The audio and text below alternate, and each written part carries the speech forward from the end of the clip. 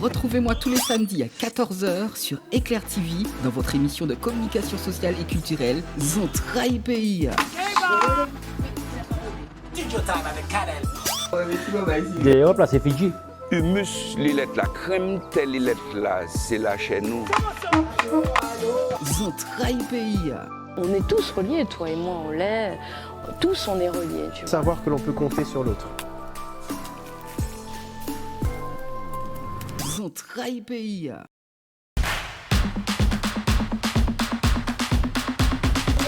Salut, c'est Zontraï Pays.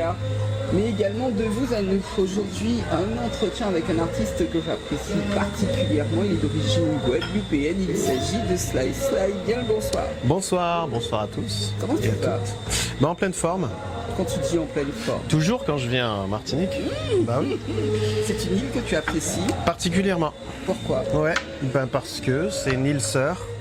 C'est une île que j'ai découverte il y a bien des années, notamment au travers d'un concours d'anglais, le TOEFL, voilà, que j'avais passé ici. Et puis j'y ai des amis. Donc ouais. Ce concours, tu l'as réussi ou pas? Haut la main. Tu parles très bien l'anglais donc? Alors ça remonte à un certain nombre d'années. D'accord. Donc vu que je n'ai pas l'opportunité de pratiquer, j'ai perdu un peu. Jamais tu n'y vas dans ces îles anglophones telles que Saint-Lucie? Malheureusement non. Quand je reviens aux Antilles, effectivement, c'est plutôt en Guadeloupe, éventuellement en Martinique. Mais ça fait très longtemps parce que j'avais séjourné à Trinidad et Tobago, du côté de Port of Spain, ouais, longtemps, et j'avais beaucoup apprécié. Mais les occasions se font rares pour moi, franchement, les îles anglophones. Donc il faudrait que je séjourne ici un peu plus longtemps pour pouvoir soit me projeter du côté de Sainte-Lucie, soit de la Dominique, soit ailleurs. Même pas Saint-Martin, Ou Saint-Martin, juste à côté. Ouais, c'est vrai. C'est vrai. Bien, je me permets de remonter quelques années en arrière. Comment as-tu choisi ton nom de scène, puisque le vrai prénom est Patrice. Oui. C'est un dérivé de mon nom de famille. Carrément. J'en dirai pas plus. Voilà. Et voilà, il me fallait quelque chose de court, qui sonne, qui fasse artiste. Et effectivement, au départ c'était SLY, et j'en ai changé l'orthographe pour que ce soit un peu plus original. D'autant qu'il y avait Sly and the Family Stone, Sly, etc. Donc il fallait absolument que je me démarque un peu. Alors, moi quand j'entends Sly, c'est bizarre, hein, ça veut peut-être pas dire vague, mais j'entends vague. Quelque chose de fluide. Oui. Voilà, qui est cool, mais ça me va très bien. Ouais. Ce que ça te projette en esprit, ça me va très bien. Alors, quand as-tu vraiment ressenti cette passion pour la musique? Oh là, quand est-ce que je la situer, c'est très difficile. En fait, je pense que comme toute famille antillaise, hein, on est mélomane, on était mélomane à la maison, donc il n'y avait pas de musiciens, mais on écoutait beaucoup de musique. Je me rappelle que les vinyles de mon père à l'époque, et c'était très hétéroclite. Il y avait autant de la salsa du compas, qu'Expérience 7, la cadence, tout ça, et que la musique traditionnelle, gros cas. C'était très hétéroclite. Il y avait de la soul aussi, avec comment il s'appelle? Mon père appréciait énormément cet artiste. Yes. Ça me reviendra avant la fin de l'interview. De l'entretien. Le groupe E+, tu te souviens? Le groupe Plus? E+. Ah non.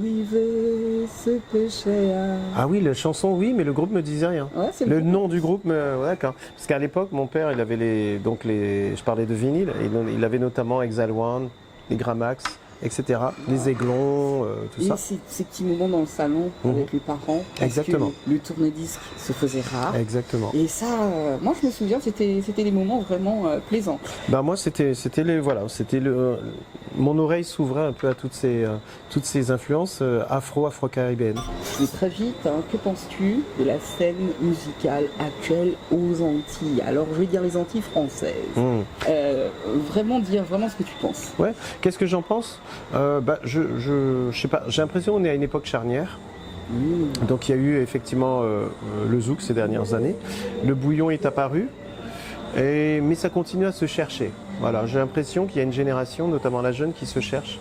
Voilà, alors c'est très bien de se chercher parce que je pense que quelque chose en sortira.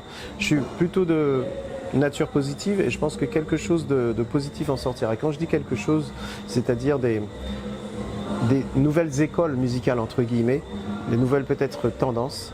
Voilà, mais j'ai l'impression qu'on est à une époque charnière, en fait. Alors quand j'entends Fali Poupa me chanter sans, c'est du zouk. Ayana, qui chante aussi du zouk. T'en penses quoi? J'en pense que du bien. Ça veut dire qu'effectivement, la musique caribéenne, et notamment notre musique, finalement, si décriée, localement notamment, est une musique fantastique. C'est une musique fantastique, il y a tous les ingrédients pour séduire un public très très large. Et je peux en témoigner puisque mon public est très hétéroclite. Et séduire un public très très large. Yeah. Comme unique, tu es le je rien que pour longtemps j'ai attendu et maintenant tout l'amour que je n'ai lorsque j'entends ta voix d'amour, ton souffle derrière moi, tu me rends. Lorsque j'entends ta voix, je suis con.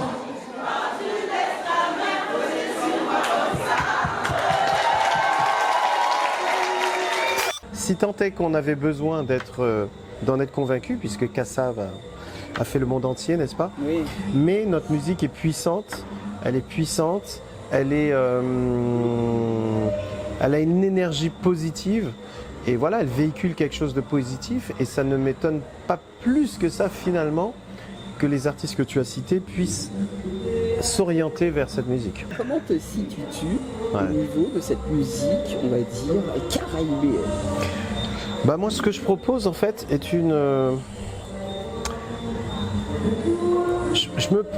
ce que je propose est plus situé, orienté peut-être Europe. On parle vraiment de nuances. Hein.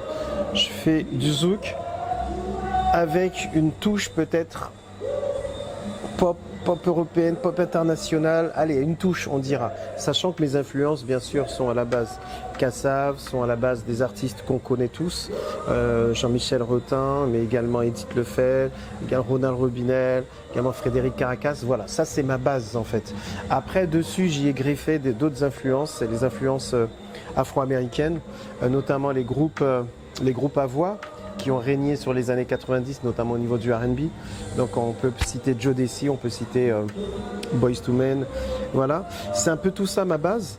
Et ensuite, je fais ma sauce avec tout ça. J'y mets ma personnalité et j'y inclus notamment les dernières sonorités, de ces dernières années urbaines. Pourquoi? Parce que je pense que c'est une musique qui peut absorber ce genre de sonorité-là, qui est en constante évolution. Je suis un artiste qui a beaucoup d'expérience et je ne me vois pas faire autre chose que faire des propositions. Il faut proposer, il faut chercher. Je conçois ma carrière d'artiste comme ça. Alors, tu parlais de sonorité, que penses-tu justement de l'afrobeat?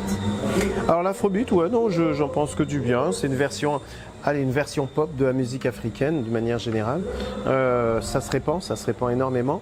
Alors comme toute musique qui est tendance, du coup même ceux qui n'ont pas forcément l'âme afrobeat ou qui en sont amoureux en font par opportunité. Mais ça c'est humain, je veux dire c'est humain, mais ouais, j'en pense que du bien. Ça, on a vu l'émergence de Wizkid et bien d'autres, Flavor, voilà, Burna Boy. Non, j'en pense que du bien. Je pense que c'est un juste retour des choses. L'Afrique qui a fourni effectivement tant de richesses musicales aujourd'hui voit l'émergence d'artistes reconnus et tant mieux. Si tu devais définir ta musique en 3 mots. Ma musique en 3 mots. Intimiste. Yes. Positive. Et métissée. Ouais. Pas mal. C'est exactement ce que je ressens quand j'écoute. C'est vrai? Ouais. D'accord. Tant mieux. Ouais, positive. Ouais. Métissée. Ouais. C'est sûr.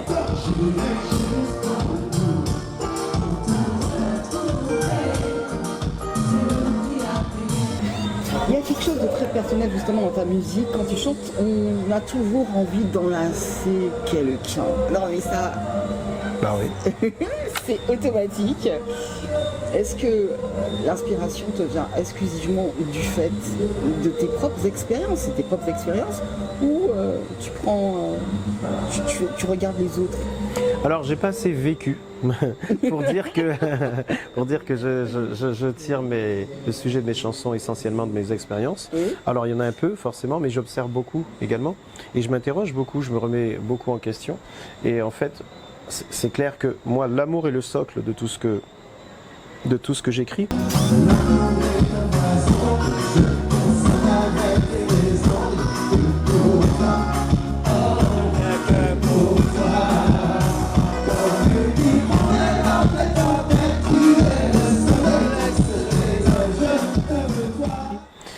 Mais pourquoi ? Parce qu'en fait, c'est d'une telle complexité. Finalement, c'est le thème universel par excellence, et c'est d'une telle complexité. On a beau, effectivement, être à l'ère du numérique, révolution numérique, tout ce que l'on veut, sonder l'âme humaine, comprendre les émotions, ça reste vertigineux. Et c'est un sujet qui me parle, qui me passionne, qui me parle toujours, parce que je trouve que c'est censé nous rendre humbles. C'est-à-dire que, voilà, on est quand même les jouets de nos propres émotions. Et les maîtriser, c'est très très difficile. Et c'est ce qui m'intéresse. C'est cette fragilité-là que je cherche et que j'écris. Là, tu vois la paix, tranquillité. On entend même le bruit de la mer. C'est vrai. Hein? Non? Ça, c'est vrai. On en profite. Comment sais-tu qu'un thème est enfin bon et ne nécessite plus de modification? Parce que les gens ont toujours à toucher à ce qui est bon, jamais à ce qui n'est pas bon. Comment je sais? Ouais. J'essaye pour chaque situation de donner mon maximum. Donc je sous-pèse mes mots, bien sûr. Et quand je peux pas aller au-delà, même si j'aspire à aller au-delà et faire mieux et que j'ai pas d'autre idée, je pense que c'est bon. Et puis parfois, le mieux est l'ennemi du bien. Donc il faut savoir également s'arrêter, parce que je pense que dans la musique, ce qui fait sa magie, c'est la part de spontanéité également. Quand ça devient trop intellectualisé, trop poli, on polie en même temps l'émotion que ça pourrait donner. Donc du coup, faut savoir poser le crayon, savoir enlever ses doigts du clavier et laisser les choses. La perfection parfois nous mène peut-être à en perdre l'essentiel. Quel effet la musique a-t-elle eu sur toi? Qu'est-ce que ça te procure? La musique, oh là là. Ce que ça me procure, c'est vaste. Ça donne un sens à... c'est du bonheur en fait, c'est de l'énergie positive. Ça dépend de laquelle? De manière générale, parce que c'est vrai que selon les thèmes abordés, selon le sujet, mais moi je ne peux parler qu'en général. La musique un peu met le tempo à ma vie en fait, c'est la bande son, et je pense que ma vie sans bande son serait bien triste déjà. Déjà que je suis artiste moi-même, mais bien avant d'être artiste, je suis un fan de musique et j'en écoutais beaucoup. C'est ce qui a un petit peu formé entre guillemets mon oreille. Et j'avoue que si elle n'avait pas été là, je ne sais pas dans quel état d'esprit, quel état mental je serais aujourd'hui. Attends, tu écoutes du métal? Non. Non. Mais ça procure une émotion. Ça peut même mettre une répulsion. Se dire, qu'est-ce que c'est que ça? Mais en fait, ça procure toujours quelque chose. Oui, ça procure quelque chose. En tout cas, de ce que moi j'écoute, puisqu'effectivement, je n'écoute pas du métal. Mais maintenant, ceux qui sont amateurs de métal ou fans vraiment de métal, ça leur procure quelque chose de positif. Je viens de croire. Quels sont les artistes, les genres musicaux, puisqu'on a abordé le métal, quels sont les artistes, les genres musicaux que tu kiffes aujourd'hui? Allez, cite-moi-en deux. J'aime bien une artiste qui s'appelle, qui se fait appeler H.E.R. Her. Yeah, Her. Ouais, j'aime beaucoup, qui est entre soul et R&B, multi-instrumentiste, j'aime beaucoup. Donc artiste assez récente, donc elle a fait la première partie notamment de Coldplay récemment au Stade de France. Oui. Voilà. J'aime beaucoup, bien sûr, The Weeknd. J'adore. C'est étrange, son univers est étrange, à la fois fait de violence, mais de quelque chose de mystérieux et parfois, voilà. C'est top. Voilà, ces deux artistes-là, je citerai. Selon toi, tu peux le voir, ta musique a-t-elle déjà été jouée au Japon? Ça, je ne Ah, je pourrais le voir. Mais je suis pas du genre effectivement à dépouiller les feuillets SACEM pour savoir où ça a été joué. C'est très Mais important. écoute, je pense que je pourrais dire que ça a été fait. Je pense que ça a été fait. Une scène là-bas. Ah, ça serait génial. D'autant que le peuple japonais, ils sont très ouverts d'esprit musicalement de ce qu'on m'a dit. C'est, je crois, que le 3e marché musical au monde, après les États-Unis et l'Angleterre. Donc c'est un marché qui compte. Et oui, pourquoi pas. Je fais appel à ton manager hein, qui y pense. Voilà, le Japon. Et musicalement parlant, à quoi ne te soumettrais-tu pas?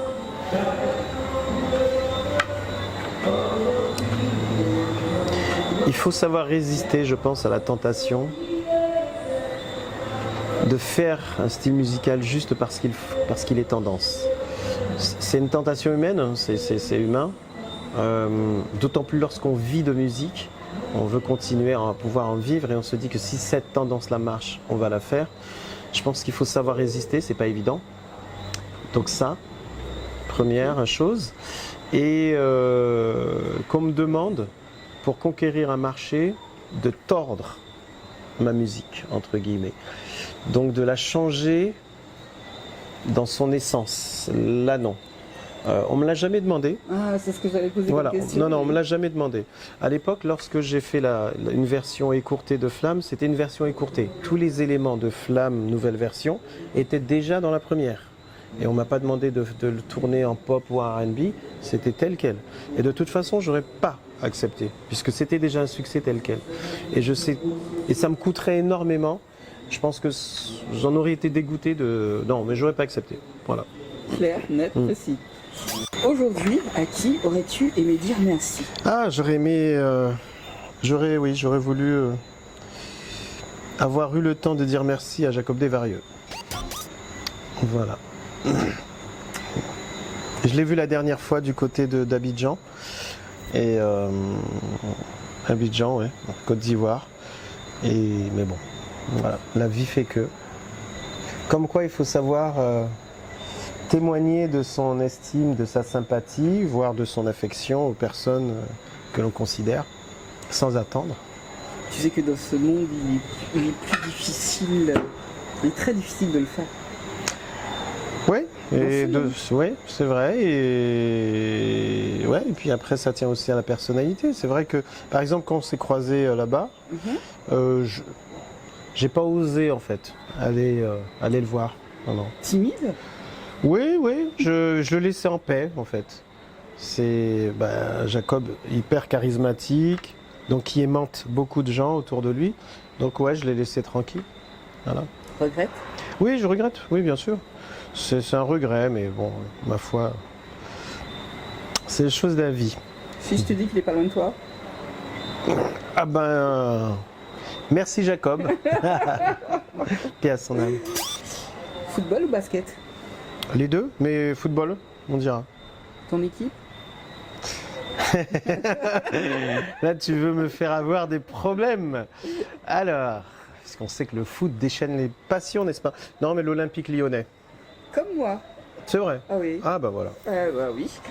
De quelle commune sont originaires tes parents de la Guadeloupe? Alors en Guadeloupe, c'est quelle commune? En Guadeloupe, c'est Capesterre-Belle-Eau pour mon père et ma mère, c'est Terre-de-Bas aux Saintes. Sainte? Ouais. Magnifique. Ah oui. Tu y retournes souvent? Non. Non. Quoi? Ça te manque pas? C'est court, le temps est court. Alors, juste... Et mes parents, ils sont à Capesterre-Belle-Eau. Donc en fait, voilà, c'est... Parce que j'y vais, en tout cas ces derniers temps, je reste pas très longtemps. Je reste une semaine à tout casser. Et donc, limite, je préfère passer du temps avec eux. Il faudrait que mon séjour soit un peu plus long pour que je puisse ensuite... voilà. Pour ne pas avoir de regrets, ni de mal. Exactement, oui. Bah, on en est plein de regrets en général. Donne-moi une musique que tu aurais écoutée et que tu regrettes de ne pas l'avoir chantée. Ah,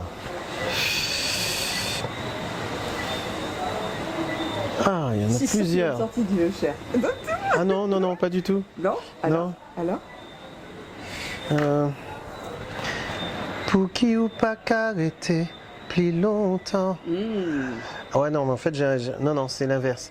Pour qui ou pas qu'à venir plus souvent.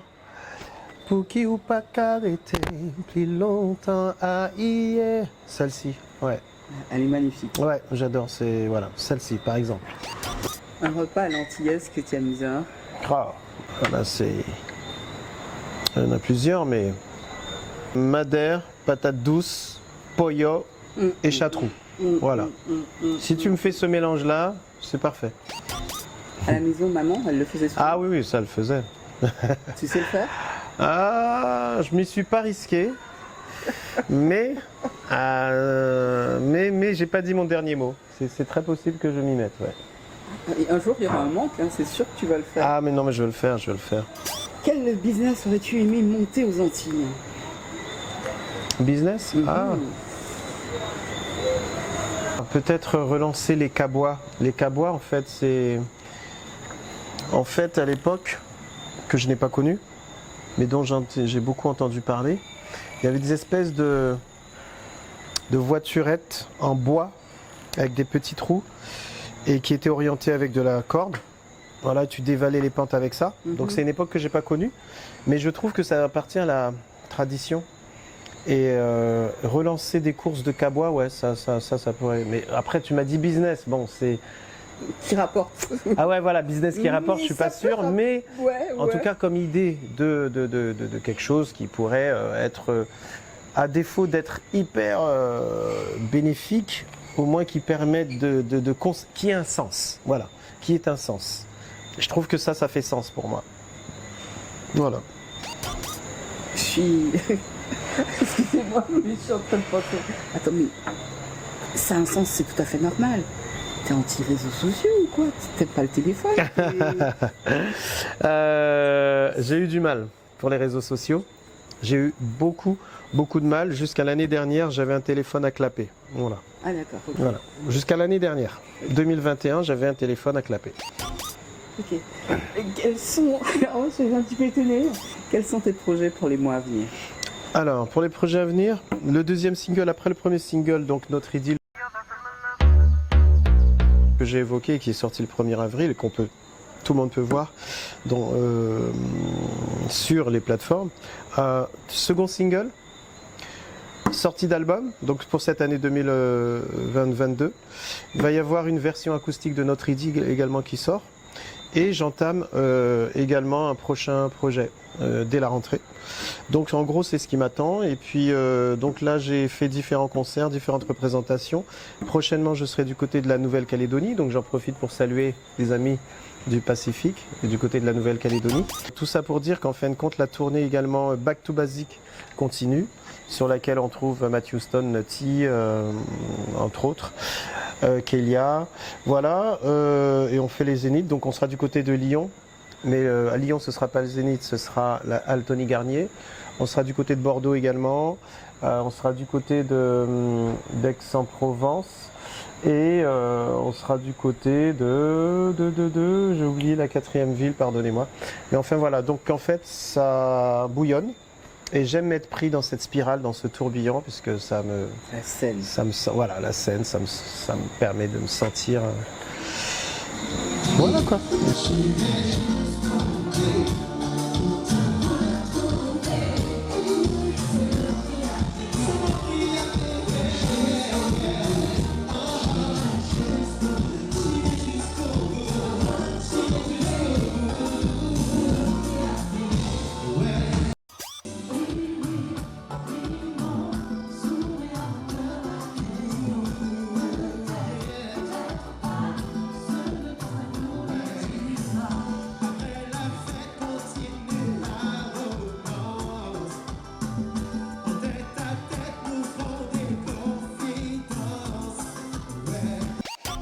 Au niveau des clips, Oui. tu regardes dessus quand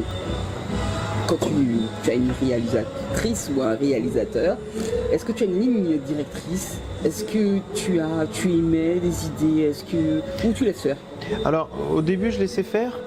Les réalisateurs avaient une idée très précise et j'avoue que j'étais relativement en retrait par rapport à ça. Après, ça m'a plutôt réussi. Et je pourrais dire par exemple pour les clips de Flamme après la tempête, pour La dernière danse, clip que l'on peut voir sur les plateformes depuis un moment déjà. Et pour le dernier clip, Notre idylle, sorti le 1er avril, là ça a été un véritable échange avec le réalisateur, alias LJ. Et tu t'es senti comment? Super, superbe échange, puisqu'on collabore depuis un petit moment maintenant, donc on se connaît très bien. Il sait exactement ce que j'aime pas, je sais ce qu'il peut faire, et on a beaucoup échangé, ça a été hyper enrichissant. Et le clip s'est monté comme ça, c'est-à-dire d'abord une proposition, beaucoup d'échanges, des repérages, et puis c'était parti. Je veux ça comme ça, je veux pas. Exactement. Oui, tout à fait. En fait, on dégrossit à partir d'une idée précise. Notamment, puisque je l'ai cité, Notre idylle, c'était effectivement le premier clip qui était autant scénarisé et qui demandait que je joue, que je fasse acteur. Et quand on me demande ça, il suffit qu'on me dise ça pour que je perde mes moyens, ou en tout cas une bonne partie. Une bonne partie. Et donc il a fallu qu'il me convainc là-dessus. Et ça a été l'occasion d'un bel échange. Et puis, mais j'aime aussi sortir de ma zone de confort. Et là, c'était une opportunité. Et je pense qu'en tant qu'artiste, il faut sortir de sa zone de confort. Il faut essayer d'aller un peu plus loin, d'explorer à gauche, à droite. Et puis, c'est ce qui s'est passé. Donc, et j'étais super satisfait du résultat. Ça va. Quand j'ai visionné le clip, j'ai serré les dents, mais pas trop longtemps et pas trop souvent. Juste pour ceux qui ne connaissent pas ce clip, je les invite à aller le voir, sur YouTube. Ouais. Mais raconte-nous quand même la petite histoire. Alors la petite histoire, c'est bien simple. On a affaire effectivement à on dirait une délinquante, en tout cas une femme versée dans les affaires un peu obscures, et que j'ai pour mission de filer et d'arrêter au bout du compte. Sauf que ça va bien au-delà et puis on se rapproche et ça devient intime, donc des relations sulfureuses puisque donc, comme je le disais, j'ai été missionné pour l'arrêter. Et donc ça veut dire que je suis du côté des forces de police entre guillemets. Et donc voilà, Notre idylle tient là-dessus, le clip tient là-dessus, cette relation sulfureuse entre une fille résolument versée dans les affaires obscures, je le disais, et puis quelqu'un qui est censé faire respecter la loi. Et j'ai aimé ça, puisqu'en fait Dogitaki qui joue le rôle principal, ben, elle m'a poussé à être meilleur en fait finalement, parce qu'elle était parfaitement dans son personnage, et ça j'ai adoré. Ah, si, et, ça se voit. Ouais, j'ai adoré, et puis c'est un clip qui dans ma carrière compte. Quel serait le mot de la fin ayant attrait à ce moment passé ensemble, très cher monsieur? Ah, bah je dirais que c'était un moment d'humanité, de simplicité, de partage, d'écoute. À notre époque, on prend très peu le temps d'écouter, mais là, c'était parfaitement le cas. Je me suis senti bien, j'ai de l'espace pour m'exprimer.